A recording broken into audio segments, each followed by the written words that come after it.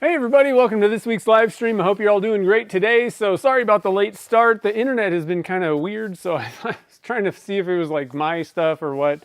Of course, they upgraded our equipment and now it goes slower. So anyway, hopefully everything's good with the stream and everything, I don't know, is okay. I had like really slow speeds, so I don't know.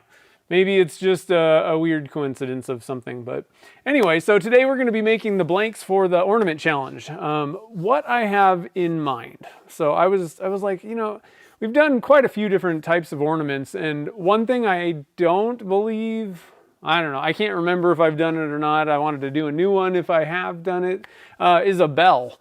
I thought that would be kind of fun to do. So what I want to do is two pieces.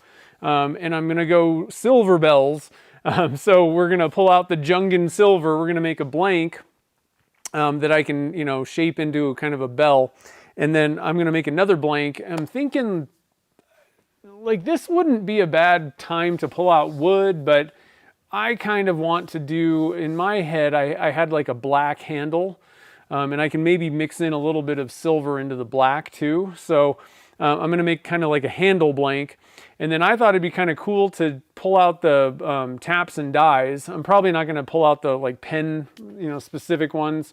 Probably more along the lines of like maybe like a 3/8 16, the same thing that you would mount like bottle stoppers and stuff with. That might help me with the turning part of this as well.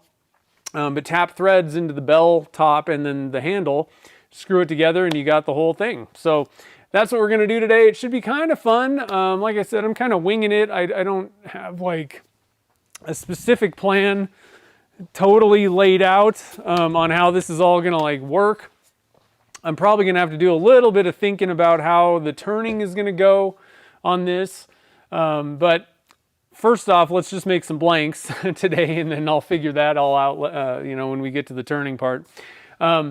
So one thing I wanted to make sure everybody knows, next weekend we're not going to be doing a stream because I'm going to be out of town. So we'll have to kind of overlap. We'll miss next week and then we'll turn the ornament the week after. So I'll be kind of running up against the clock on when I need to get this thing in, but hopefully everything will be good. Worst case scenario, I will have to turn it myself and then like do something else, do it again.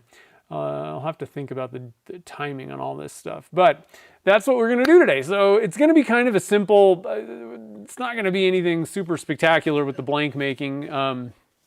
Really, it's probably just going to be like one or two colors, and kind of one blank on each pour, but it should be kind of fun. Hopefully it'll work out pretty good. My throat is dry today. You'll be out of town next week too? Well, perfect. That's why I did it this week. All right, so like I said, what I'm going to do is Jungin silver seems like the way to go on this. So we're going to do a little Jungin. I'm actually going to be going pretty light on the mica powder, I think. Jungin tends to be, you really don't need a lot of the Jungin silver to get a really silver thing going on. This is going to be kind of tough because what I would like to do is get some good silver color in this thing, but have it be almost possibly a little bit on the translucent side. So when you're doing something like that, when you're trying to do something like this, there's a couple of things. So, typically we're doing pen stuff on the stream. And so, one of the things that you have to account for or think about is, like if you're doing well, let me just pull this out. This is the best example that I've got. How thin is the material going to be? If you're going for translucent stuff or semi-translucent, how thin are the walls going to be on the final piece? If you're doing a kit and you're going to glue a tube in, then it gets really pretty thin. And so, the way we kind of work on that is can you see if you're going for opaque, can you see the like grain of, popsicle stick wood or, whatever your stir stick is? Can you see through that if you just pull some out? That kind of gives you an idea That's the best way while you're casting that I know of to kind of get an idea of how opaque your resin is going to be with the mica powder or whatever it is. In this case, I don't exactly know how thick the bell's going to be. I'm thinking it'll probably be thicker at the top and then thinner as things come down. So I don't know. In my head, it would be really cool if the bell was a little bit more on like the transparent side at the bottom and then kind of gradually got more opaque as it went up. I don't know how much Jungin. The problem is I have no clue how much Jungin I'm going to need to put in there to get this to work. The one thing I do know is if I can pull the stick out and I can see through it, then even like at the very thinnest, amount, that would be transparent. So I don't think I'm going to be going that thin on this ornament though. So that's the tough thing. But anyway, yeah, I love the Jungin silver too. It's pretty fun. That's by far my favorite silver. Before, to get a really good silver, Alumilite had this silver powder, but it was actually difficult to work with. It floated actually. It was so light. So it wasn't really the greatest. The Jungin silver beats that stuff, and it is not hard to work with it. It's just like a normal mica powder. So definitely go and get some of that. Turner's Warehouse is carrying it now too. But it's an eye candy color. So everybody knows Jungin silver. I forget who, I think Mark might have mentioned that or recommended that. It was a good one.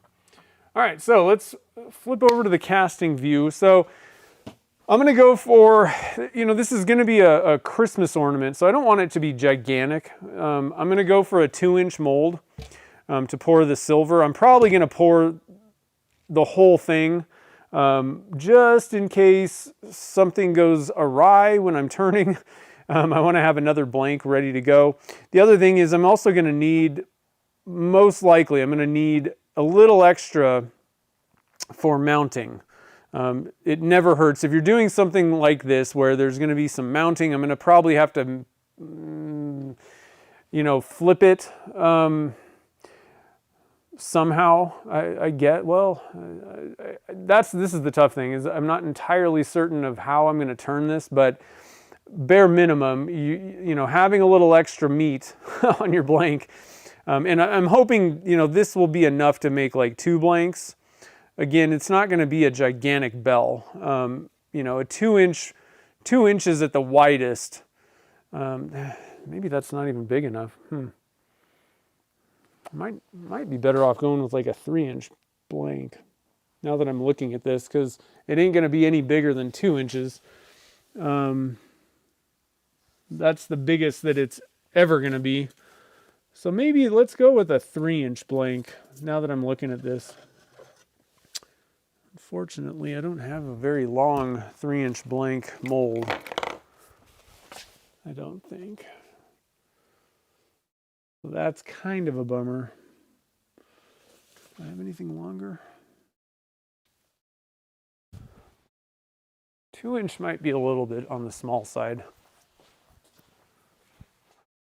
But that is only at the widest part. So maybe we'll go for kind of a small bell. Let's do a 2-inch blank. That'll give me, because I don't have a mold that I don't want to have to do 2 of these things. And this is quite a bit of resin.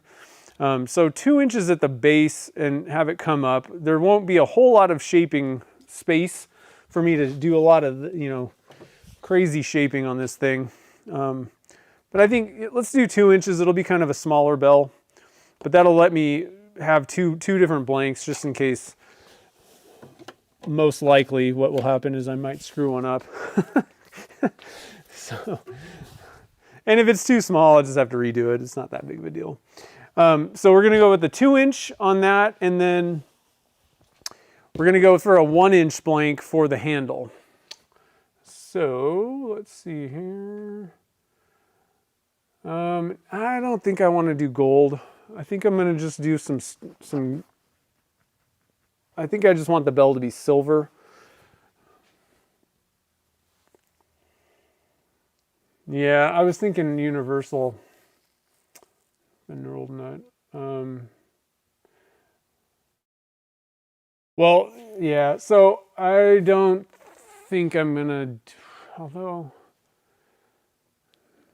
what I was gonna do is just tap it into the resin.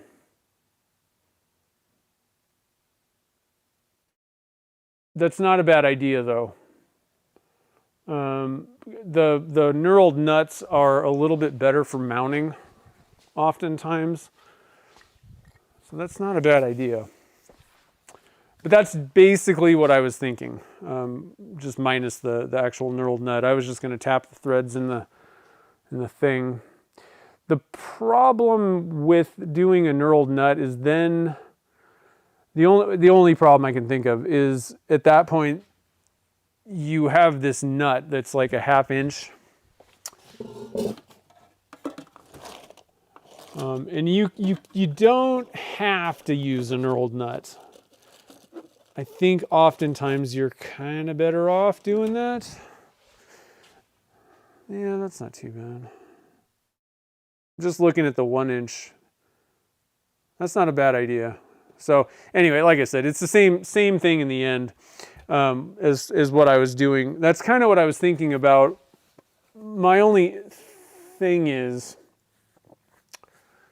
about the mounting. I was trying to kind of put it, like think about how exactly that actually is going to work. Let me think here.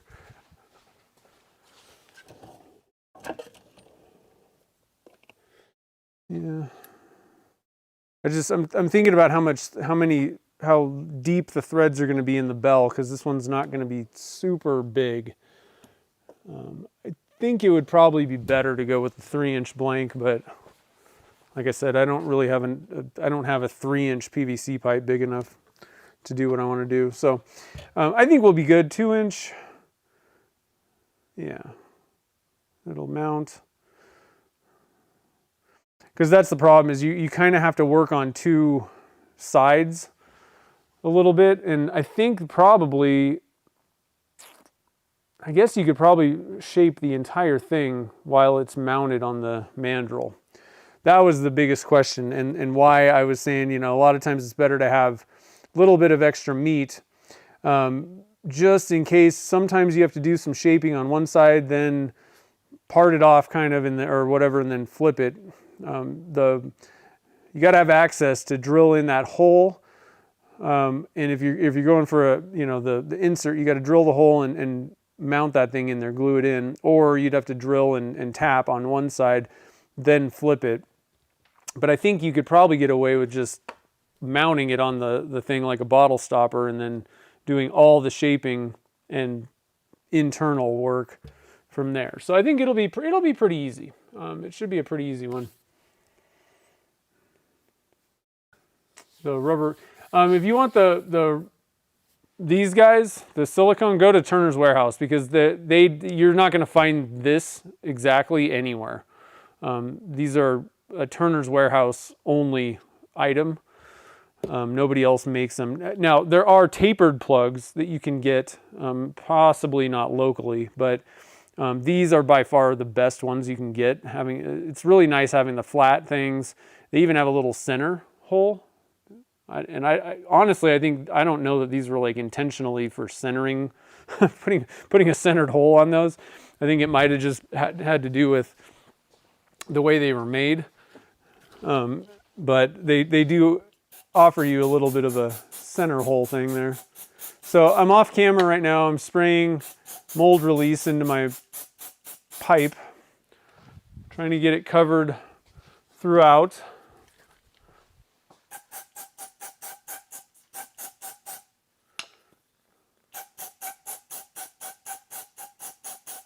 Okay, so we got those guys ready, and I'm just using the Stoner urethane mold release. We're going to be using Alumilite Clear Slow for these, for the blanks.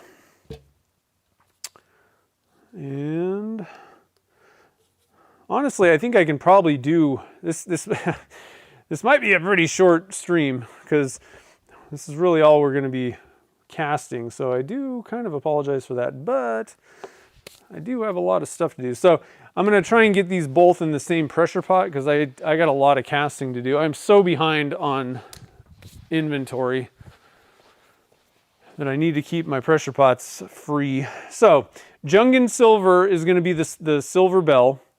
And like I said, I think just simple silver bell is kind of what I have in mind for that. Now, I think I want to go with a black handle, but that's where I might want to add a little bit of fun to it. So, nice plug for the plugs. You make an 8-inch plug now? Oh man, that is crazy.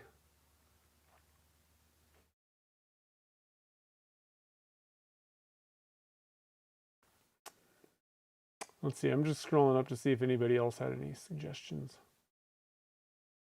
Silver Bell is a major road. That's cool. Where you live.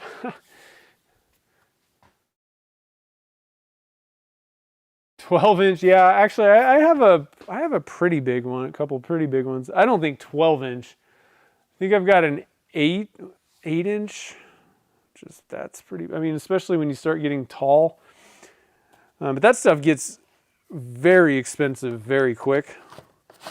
So if you're going up to like 12-inch, like at that point you're way better off just getting like a big bucket. I mean, you won't get a very tall blank, but like these mixing buckets, that's probably, if you start wanting to get up to like 12-inch, just get a giant mixing bucket and dump your resin in there.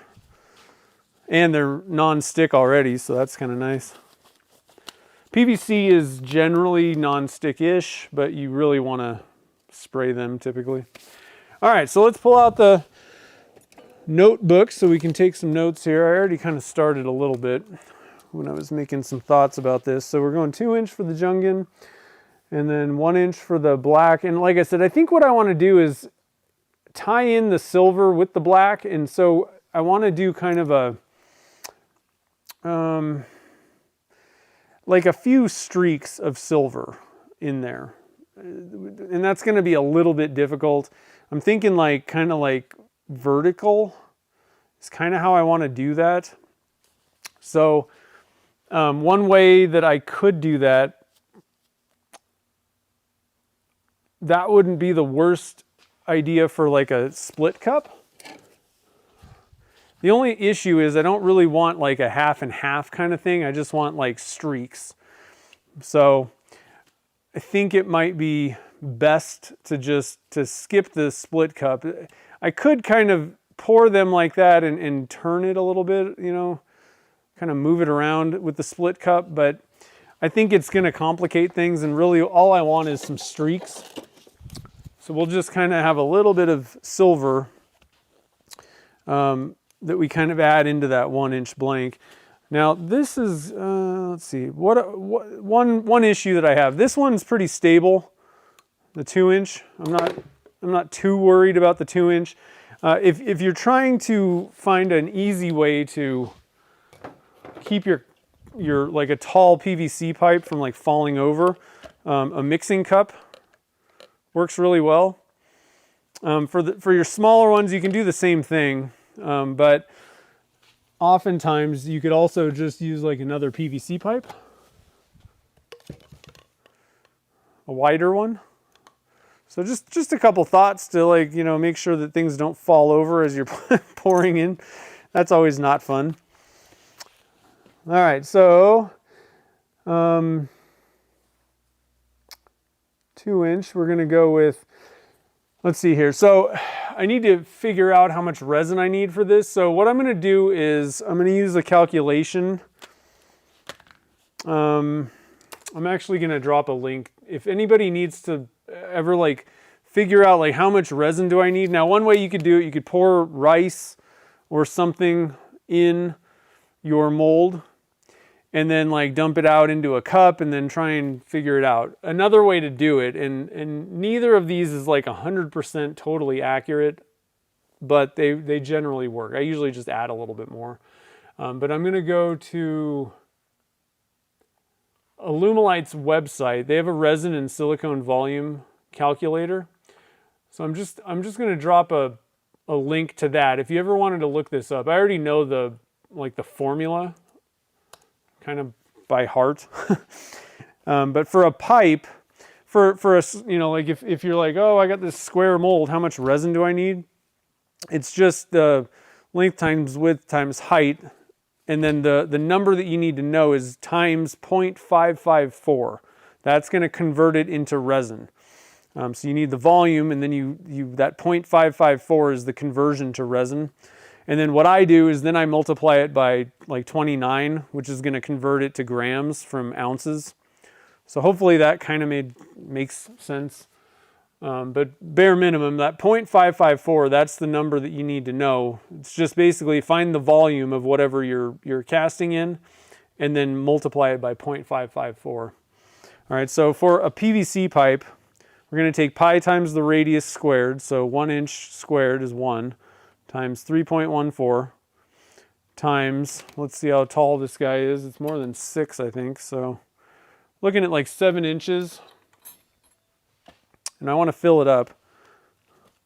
So we're going to go times 7 times 0.554, and then I'm just going to go times 30. So we're looking at like 360, my calculator says 365. I'm actually just going to go up to 400 on this one, just in case. I'd rather have more than less, okay? And then I'm going to have, probably because I'm going higher, this one's going to be the silver. I'll have my extra silver for this thing. But we can run the same calculation on this 1 inch PVC pipe. And I only have one of these. So one inch PVC pipe in my shop. I don't have a lot of extra pipes and things. So let me write this down here. 2 inch, we're going to go 400 grams total, 200 times 2. And then, again, we're just going to go with one color. I don't, in my mind, like I said, I want a silver bell. I'm curious just to see how this Jungin works for this also. Because I could add other stuff in here and all that, and it may be a little bit more interesting, I guess, if you had some extra stuff going on, but I really just kind of want to see what the Jungin looks like on its own. So the question is, how much Jungin do I want to add? And one of the things, like if I'm making pen blanks, let's get rid of Jungin, but if I'm using mica powders, a lot of times my kind of starting point, if I'm going for opaque pen blanks, is usually going to be a half teaspoon per 100 grams. That's like just kind of where I start out, and that's generally going to be on the more opaque side. That usually will get you opaque blanks. But it does depend on which mica powder, what color and all that kind of stuff you're using. Some of them tend to not be as opaque as others. Jungin tends to be more opaque, I find, than others. So half teaspoon per 100 is like way overkill for what I want to do. The other thing is this thing is going to be thicker, I think, at pretty much every point, even at the bottom, than pen blanks in general. So I'm thinking like, we got 400 grams. I'm thinking like, I'm going to start with a half teaspoon. I don't think I'm going to go over 1 teaspoon. So it's somewhere I think is going to be in there is probably, but I'm going to use the stir stick method. And then for the 1 inch, I'm going to go with, just black. So typically if like I had a 3/4 inch pipe by like 6 inches or so, I want to say that, like 100 grams is like probably plenty to fill a 3/4 inch. That's another thing to kind of keep in mind. If you've got other, somewhat similar sizes, you can kind of double check your math and see what's going on.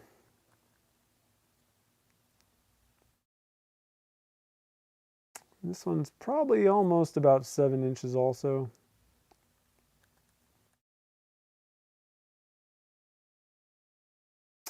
Yeah, so that my calculation came up to be about 91. It seems a little low. I wonder if I'm not missing anything, am I? Let me go and look on their website just to make sure I'm not missing a calculation. And if you scroll down to the bottom of did I drop the link? Did I put the link in there? I didn't put the link yet, I guess. Let me drop the link. So on that page, at the bottom, if you scroll down, they just have the calculations, the formulas, and they give you like examples, like formula for a, square, rectangle mold, and they have some for the mold, like if you're making a silicone mold, and then if you scroll all the way to the bottom, amount of resin needed to cast a part. That's what you would be looking for the casting stuff. So if you're doing a round piece, pi times radius squared times height. So that's it. And then multiply by 0.554. Okay, so I did it right. So I think on this one, I'm probably just going to go, like I said, I like to go a little higher because I don't want to be short, because I'm not going to have enough time, especially if I'm doing two different things. Although these are just pretty much almost like a single pour. I don't want to have to mix up more resin on the fly. I'd rather just have more. I got my little faux burl, oops, fell out. My little faux burl mold that I can add some stuff to, and I've got another little extra mold. I'm hoping that I've got enough. I'm going to be making some little pen stand things. Also could be a toothbrush holder. For Christmas gifts for people. So silver one might be kind of cool. Silver and black. So 1 inch. I think I'm going to put I'm just going to call it 120. 60 times 2. And then we're going to go with black. So for the Alumilite black dye, you don't really need that much.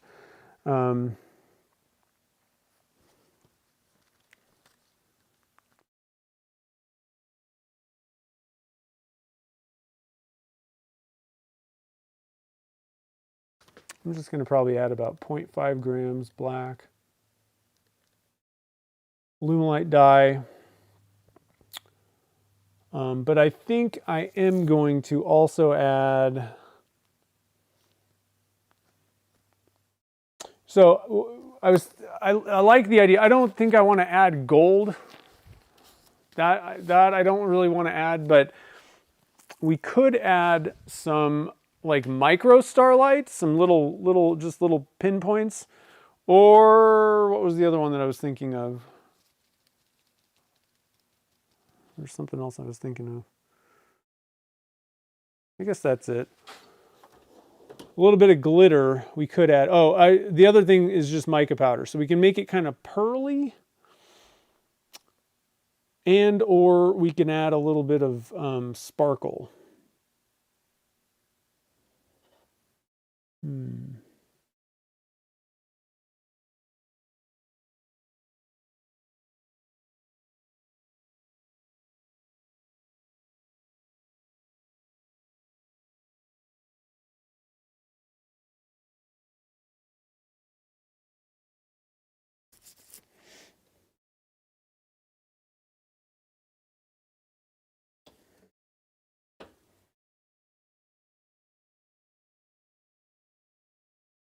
I think we'll add a little ninja.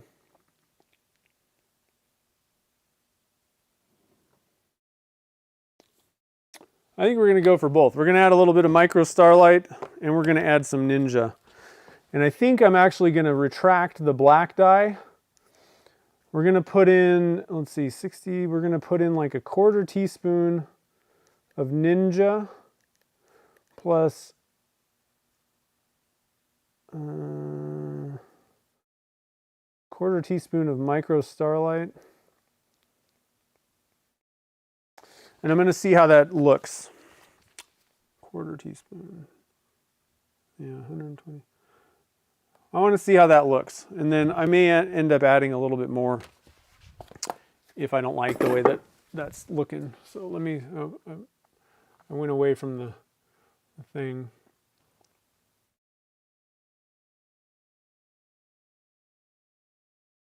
Yeah, Harold brings up a good point. A lot of times I'll just put 0.6, honestly, and 0.6 and 30 is another easy one to do. But 0.554 is what, like the recommended number, or what, whatever, like their stated number. Um, Javelina.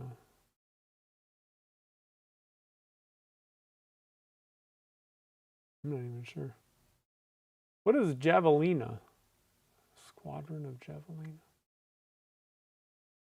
Geometry students need to cast, I know. No, no. Digging the recipe. Nice. I think it should work. Okay, so we got a couple things holding our pipes up. We got our numbers. We got everything ready. Like I said, this is going to be kind of simple, but at the same time, you know, we're doing some stuff going on here. Now, one other thing that I could do, I could add a little bit of black into the bell and make it all kind of the same thing, but like reverse. The only issue is the bigger the pipe starts to get, the harder it is to just add a little bit without things kind of going crazy. The bigger the pipe, and especially like the taller the drop, the more things tend to spread out. So just, you know, a lot of times you're like, oh, I'll just add a little bit of, you know, in here. And it can kind of get go a little bit awry. So, and since I don't do that a lot, I don't really have the technique down to just say, okay, we'll just, you know, it'll be awesome. So again, I think I just want to stick with the Jungen in the, you know, for the bell. And then we'll kind of mess around a little bit, adding a little bit of silver streak to the 1-inch pipe. All right, so I got a cup here. Bam. Javelina or wild pig. Huh. That's crazy. Big smelly wild boar. That's crazy. Huh.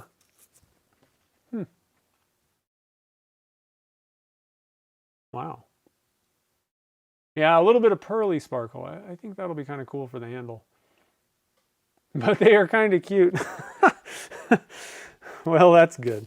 All right, so let's see. I'm just going to use the mixing cup itself for the silver. I think I might pour off a little bit of silver into a tiny cup. It'll be easier for me to pour small amount from. You can even bend it and do all that stuff. So I'm going to dump off a little bit of silver in this. I don't need much at all, just a little bit, but that'll be easier to pour just a little bit into this 1-inch pipe. But this one will just, you know, dump the silver in. And then, let's see, we need, how much was it? 120. Yeah, so I'll just use this guy for my 120 for the black, okay? So, I've got a little bit of that resin that I got from Turner's Warehouse left. Where did those jugs go? So I'm gonna use up that, and then we'll go into this. I got some new stuff as well. So zeroed out, we're gonna go with, let's see, we need a total of 520. So we're gonna need 260 times 2.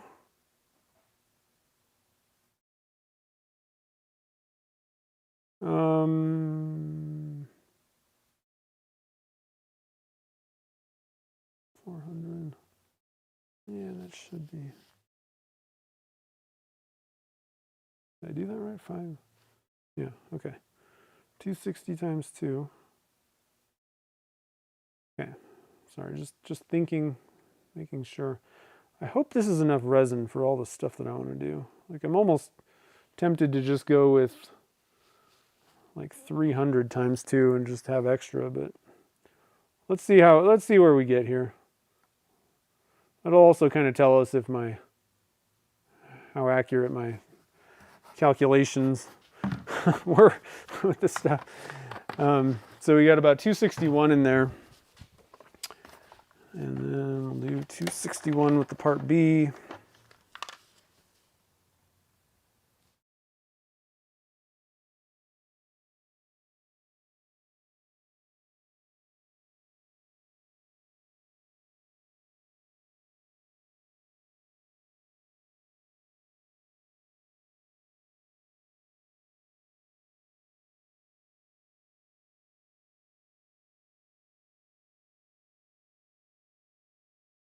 All right, there we have it.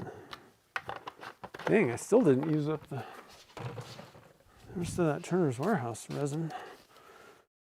All right. So I'm not going to dump the, an easy thing to do is you can dump your powders in to your cups beforehand and all that. I want to kind of sneak up on this and see where things are at. So I'm not going to do that.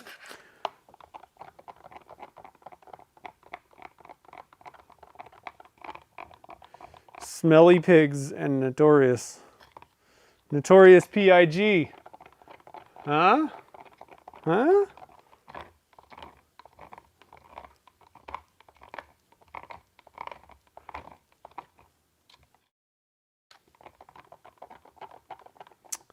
So what's everybody working on? Does everybody have their ornaments on the lathe? Are you working on that? Did you guys get them? A lot of you guys just already had them done. You're ahead of me.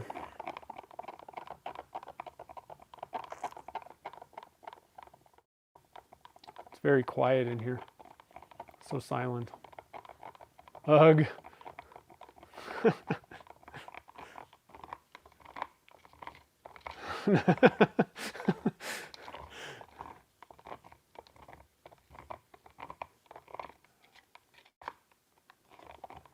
All right, so I'm scraping the sides and all that kind of good stuff, getting the bottom scraped.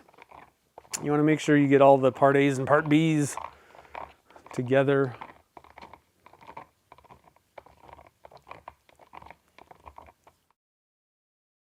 That's crazy. It seems like there's pigs everywhere because there's like pigs in Hawaii, just wild boar things all over the place.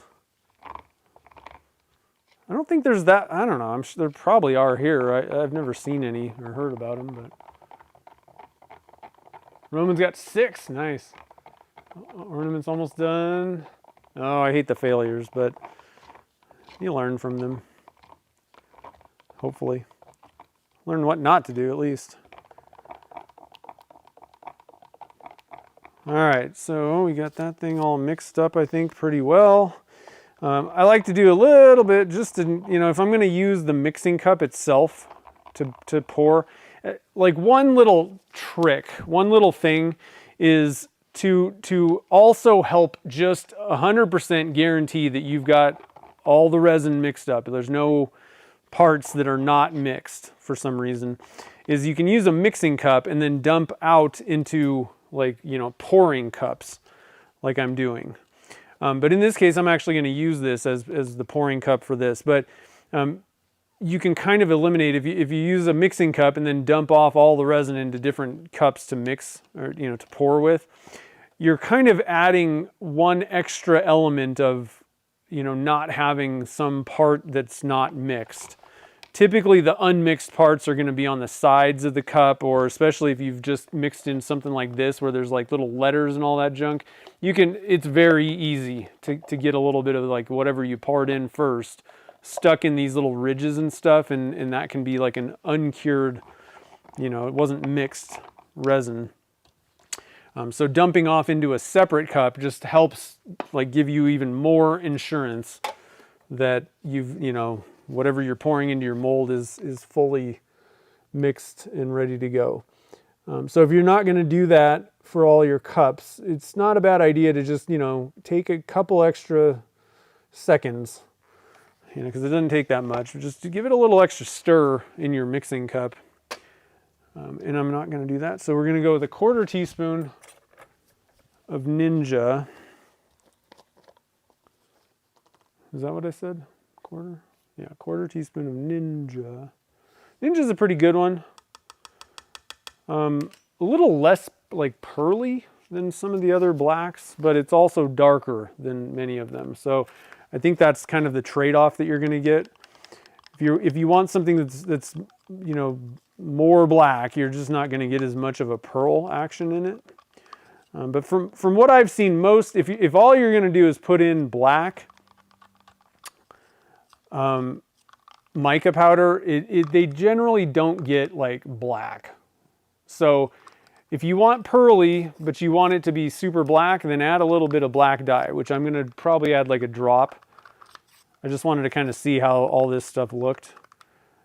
Now, this is going to be a handle. I'm not drilling out the center, so, this is probably plenty like dark. But one other trick is the less mica, so now I'm going to be putting in some micro starlight. The less like pigment that you put into your cup, the more you're going to see these little sparkles. All right, so you can kind of play, do a little bit of adjusting that way.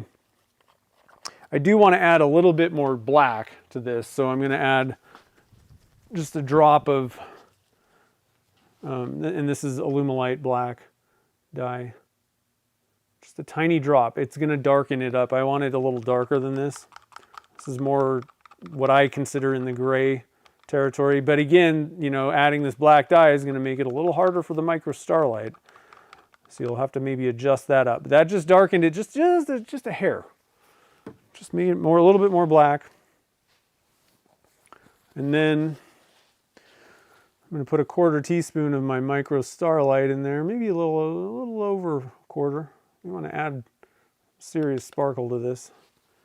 And that'll add I was talking about maybe adding some silver possibly into the handle, but these little sparkles will kind of give you that little silver-ish look. All right, so now it's all sparkly. I mean, it's kind of rainbowy. They're like a holographic kind of thing, but it's adding a little bit of that kind of sparkle in there. I am going to add just a tiny bit of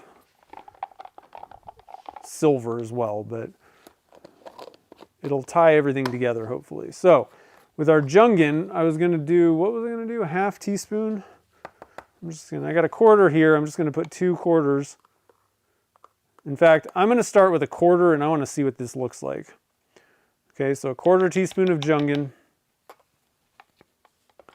Get this out of the way.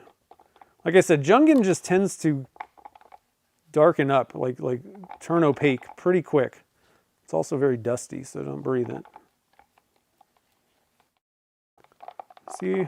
So now in this cup, it looks super opaque. Now we pull some out and it's still pretty darn opaque. Like, I'm glad I stopped at a 1/4 because this stuff is strong. Like, I could have probably put an 1/8 teaspoon in there and it would have been good enough, I think. It seems like, wow, that stuff is strong. You really don't need a lot of Jungin. The more you put in there, the more, I don't know, I guess silver, maybe you might get. But I think this is going to look fine. This is what I'm, that's what I'm kind of going for here. So hopefully we get a little bit of transparency, but I'm not sure if we're going to get much transparency in this thing after I put just a 1/4 teaspoon. That's crazy. It's crazy. I'm telling you. I'm just going to dump off a little bit of that. That's all we really need. Just to add some little drips into our 1-inch PVC pipe. Now I am going to wait. One little trick: if you're only pouring one color, even though you're not you're not worried about color bleed or any of that stuff, it's still a good idea to kind of wait to pour it. Because what ends up happening, now this is already looking pretty decent.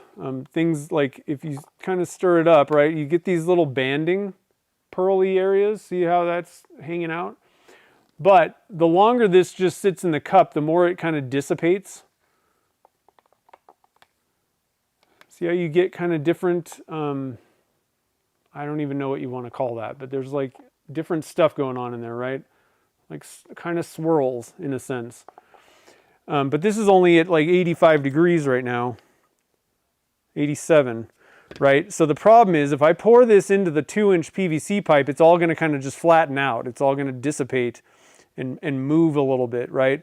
So even if you're only pouring one color, if you're doing pearls, now if you're doing clear, you're doing like totally transparent, you're just using like the transparent dyes or something like that, then none of this matters. Nothing's going to happen in there. You can just pour it right away. But if you're trying to go for like kind of a pearly blank, you're better off, even if it's just one color, waiting for the temperature. Typically like over 95, 100, somewhere in that area, and you can kind of create a little bit more interest in your blank than it just kind of sitting there being silver. So just a little tip. And this, you know, if you're doing a river table, this is another one where that one's a tough one because a lot of the river table resins are like, some of them, I mean, they're like open for like a day or something, 2 days. And so I don't know what the timing is, but you'd have to come back and just give it a little bit of a swirl at some point. But so what we're waiting for with this temperature though is for it to lock in. It's getting closer to the point where it's gonna harden in place. And so the closer to the end of the working time you are, the more chance you're going to get that kind of pattern, let's say, or whatever you want to call this, to just kind of lock in place and not like kind of move around on you in the pipe. Get little swirly things, you know. Sitting here being silver. I know, Jungian is like the greatest silver ever. I mean, there is nothing else that I've ever tried. And maybe, I'm not saying that there's not. It's not like I've tried every single mica powder out there. But this is like, I mean, it's totally unique. I've never seen a silver that is this good. Like this looks metallic. Like quite a bit metallic. Very nice. Most of them kind of are like, I don't know how to explain. They're like gray. You know, like a lot of the silver mica powders that are out there are really more of like a gray. Like, you know, this is the P-Town, and this one's pretty good also, but it doesn't even compare to Jungian. And they don't, I mean, they literally even call it like silver gray. It's more like a gray. This stuff looks almost metallic. It's just like lighter, brighter shade of this stuff. So let's see where we're at temperature wise. I'm looking for like 95, 100, somewhere 100. So we're about 96.5 there.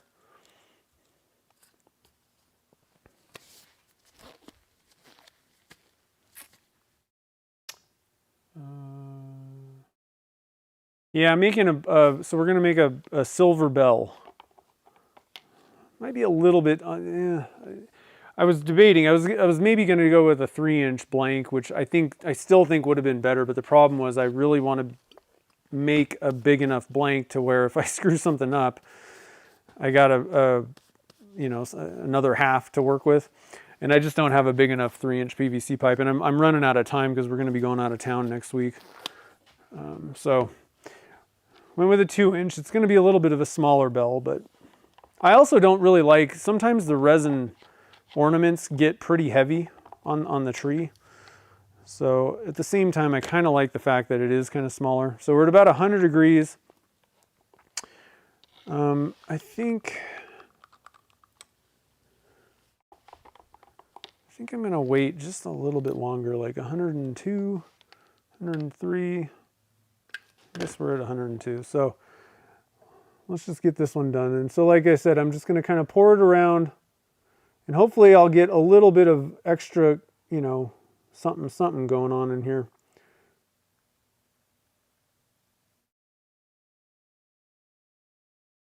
Because of the way, oh, I don't really have a lot left.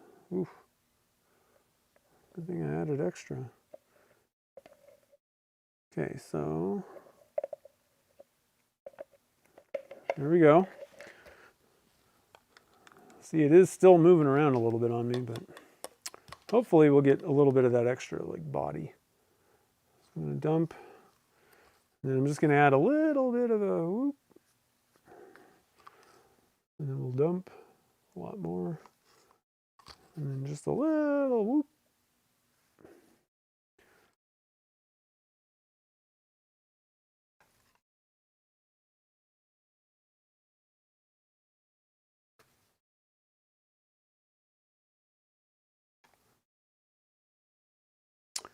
All right, so we got our 2 blanks ready to go into the pressure pot here. And let's see, which pot am I going to put you guys in? think we'll put it in these ones over here. Just want to make sure. Sometimes things kind of sink a little bit. I want to get this as close to the top as possible because this is the one that I want. I want to make sure that I've got 2 blanks at least. So just add a little bit more there. This one's not that big of a deal to handle. I will need to make another one of these blanks, handle blanks, because I only had one 1-inch PVC pipe. So I will do that. And I'm going to keep that little PVC, that extra PVC pipe and this thing even in the pressure pot as well. Just, you know, when you're, one thing that you need to watch out for is everything seems fine. You put it in the pressure pot, but then when you're like ratcheting down the straps on the pressure pot, you know, especially, even mine are locked down, but it still moves around just a little bit when I'm tightening the screws.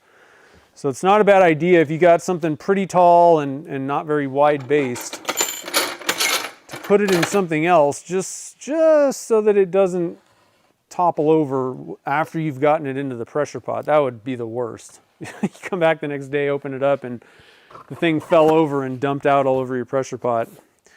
That would not be a very fun day. So, got it in there. Do that, and I'm just going to wipe off this stick real quick just so it's done. Because I always reuse these guys right away. Wipe off this cup and get it out of the way, and then, oh shoot, I should have waited, but, so we're just going to, I meant to fill this thing, but I'll just have to do that another day. So we're going to use the excess, and we'll dump it into our little extra faux burl mold guy here. Add a little couple rounds here.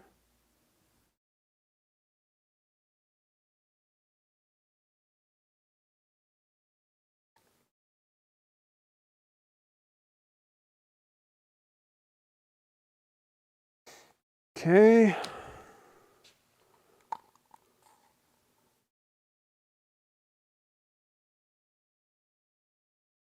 All right, we got a pretty sparkle-tastic faux burl mold going.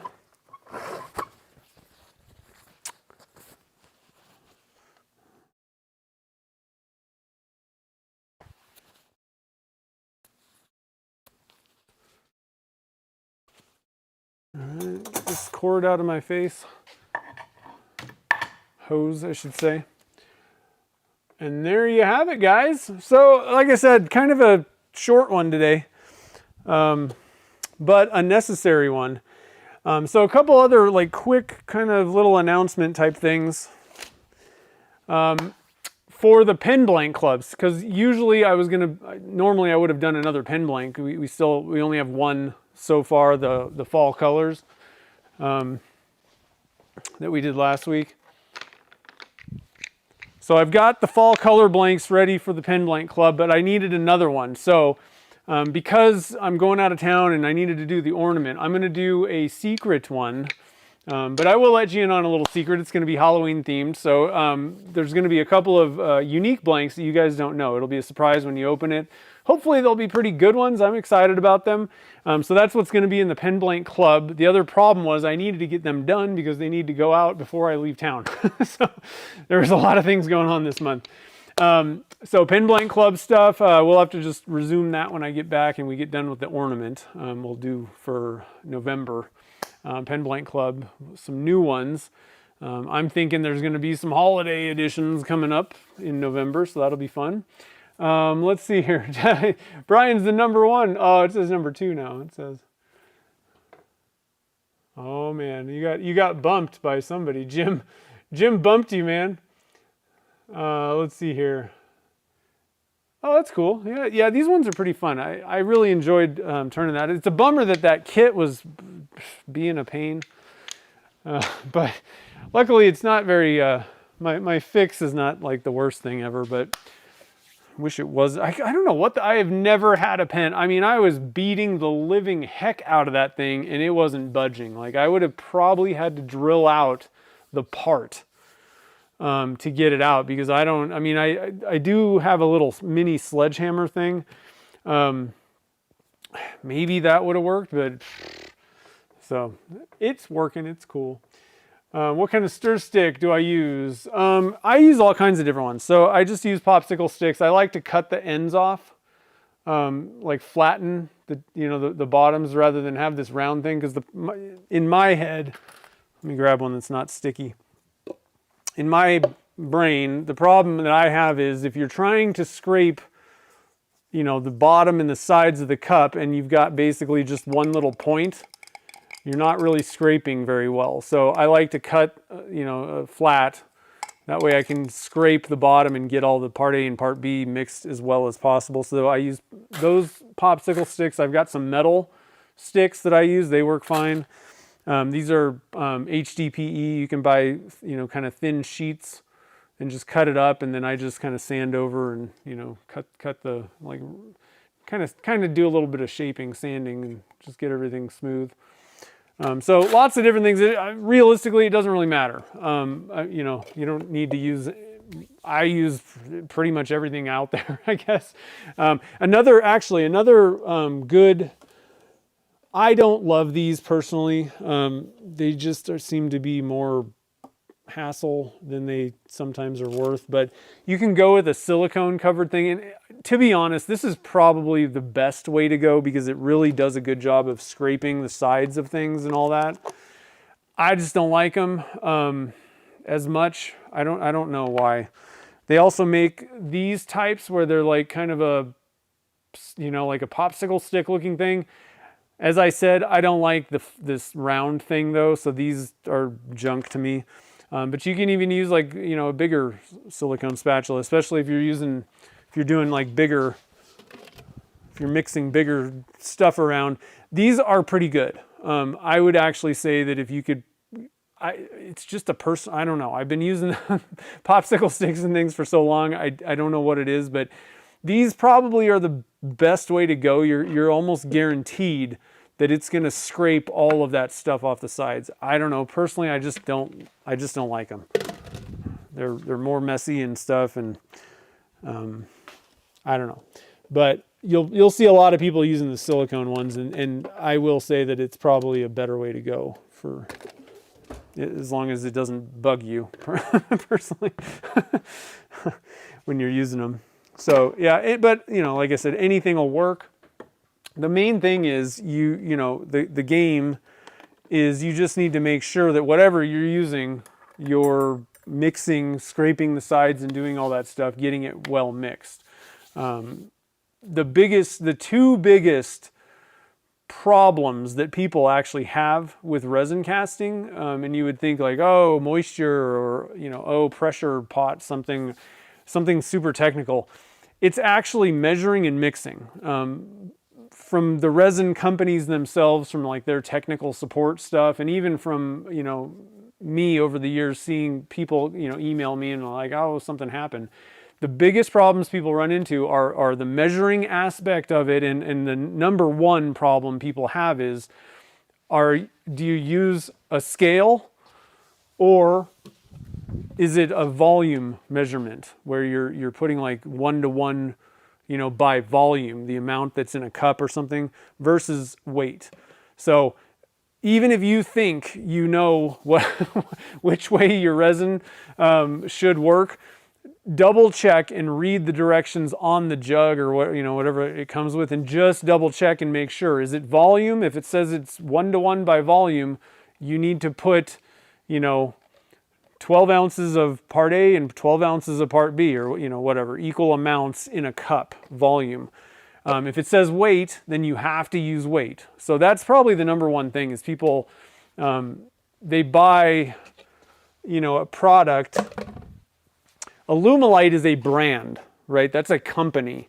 Alumilite is not one product. They've got Clear Slow. They've got regular Clear.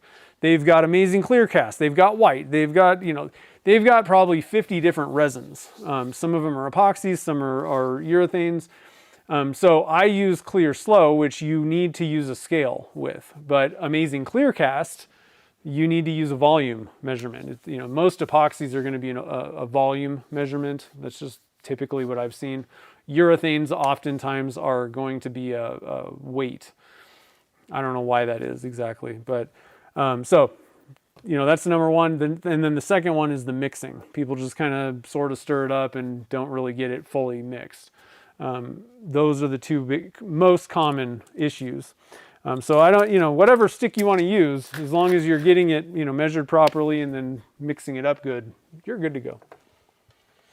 Yeah, newbies, like I like to go into depth on that, on random things like this, because the thing is, what's most frustrating, I guess, what I feel like is the most frustrating thing is if you're new to something and like, you're like, oh, people are just doing it. Like I can do this stuff in my sleep at this point. I've been doing it for like 15 years. But if you've never done it and then you try it and then it just all blows up in your face and you're like, what happened? I don't know what happened. So like I try to cover like, here's the things that you need to know for sure. If you do these things, generally you're going to be okay. And like I said, if you're starting out, like I always recommend just doing simple stuff off the bat, just because there's a lot of moving parts going on. Like you're mixing and measuring and doing all these things.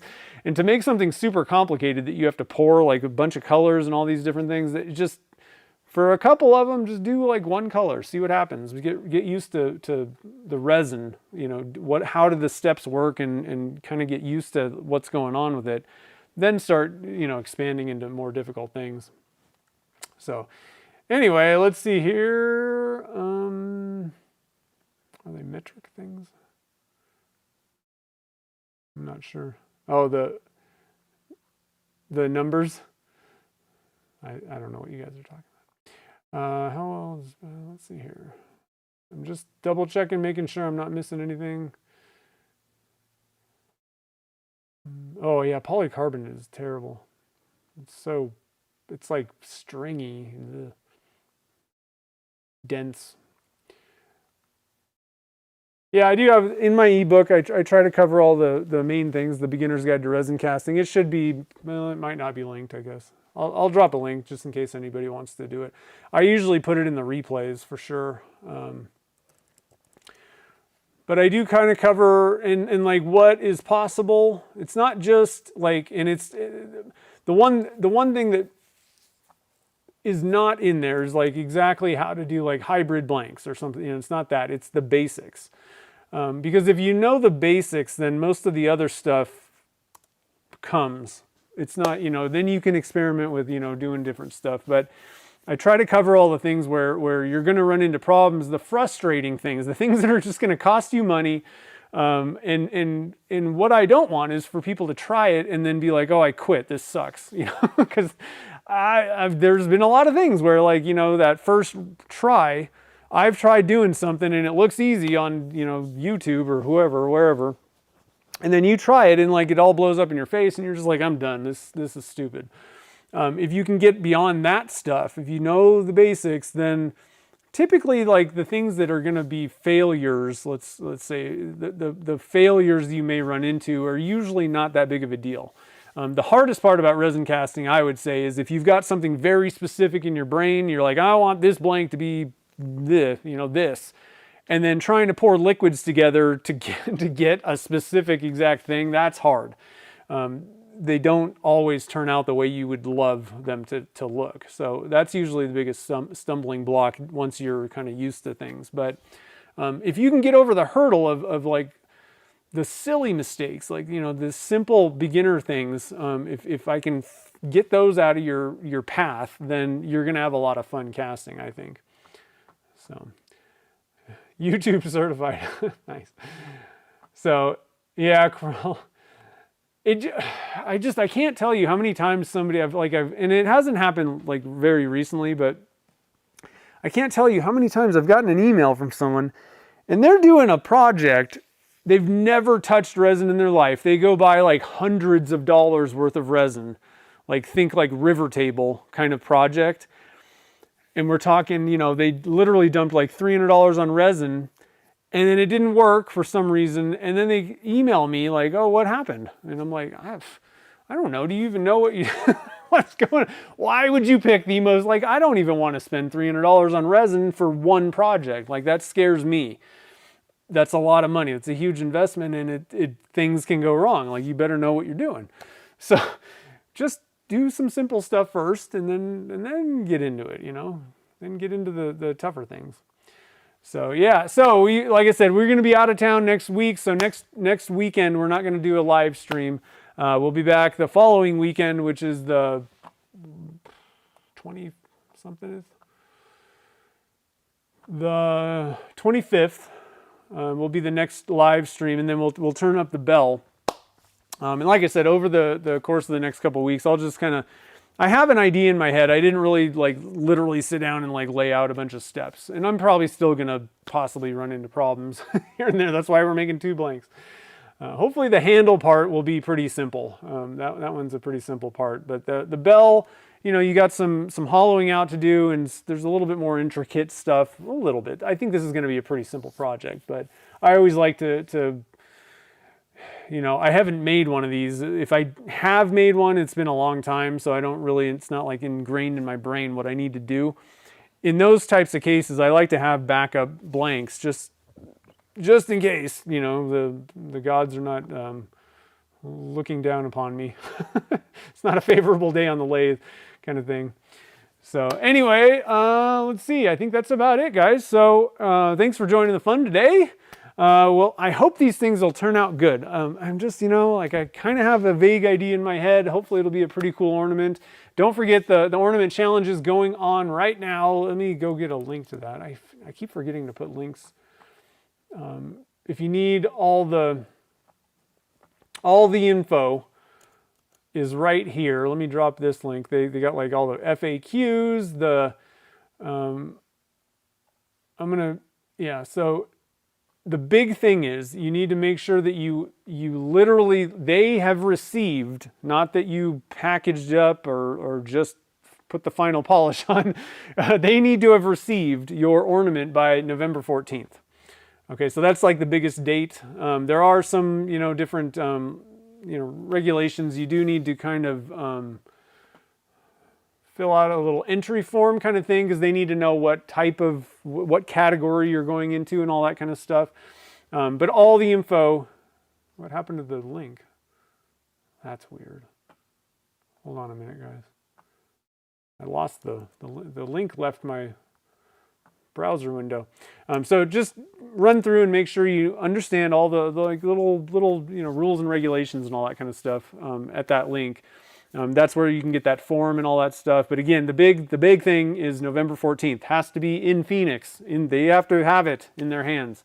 Okay, just to make sure that, because the problem is they need to have time to get all these things, you know, pictures taken, listings put up, and all that kind of stuff. So make sure you get it to them on time, and everything will be good. And if you've never done it before, so just to let everybody know most of you guys, I'm sure, know what exactly is going on with the ornament challenge, but for anybody that doesn't, you make an ornament and then you send it to Turner's Warehouse, and then they're going to do auctions, and all the proceeds are going to benefit St. Jude.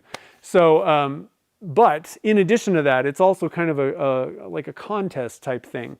And they've got different categories. There's like things like, you know, resin and hybrid and, you know, super awesome or something like that, and like desktop things. It doesn't even have to be a turning. Lots of different categories, and then you'll be entered into this category, and they have judges who pick winners, which is pretty cool. So if you could win a category, or there's also fun and prizes. They do just drawings for everybody that entered an ornament. So just remember, you know, you're sending the thing, you're not going to get the ornament back. I think that's the main thing to know. They're going to auction them, and the people that win the auctions get the ornament, okay? But there are prizes and fun things. They're going to do live streams and all that kind of good stuff. So this is a really fun event. So if you can make an ornament, you can make any ornament. It doesn't have to be super spectacular and all this stuff. just get out there, make an ornament, and you're going to be adding money to the pile that's, you know, being donated. So, and you can do multiple ornaments as well. So, yeah, it helps you organize everything. I know. And they've been doing it for, what is this, 5th, 6th year? And, you know, they've got things down, you know, every year you learn something new when you're doing some sort of an event like this, organizing something. But they, you know, Amy's got things kind of ironed out. They got everything, you know, pretty good. Everything runs really well. From our side, looking, you know, not behind the veil, but from our side, this is like the smoothest running event possible. So it's always fun to do. So, yeah, and it helps a good cause for sure. So anyway, guys, so that's about it. Like I said, I won't see you next week, but I hope you guys have a great week, and then we'll be back in the shop on the, what did I say, 24th, 25th? 25th, and we'll turn that bell up. It should be pretty fun. So anyway, guys, I hope you have a great rest of the day. Get in the shop, go make an ornament, and then send it to Turner's Warehouse, and it'll be pretty fun. So anyway, guys, thanks again for joining the fun, and I'll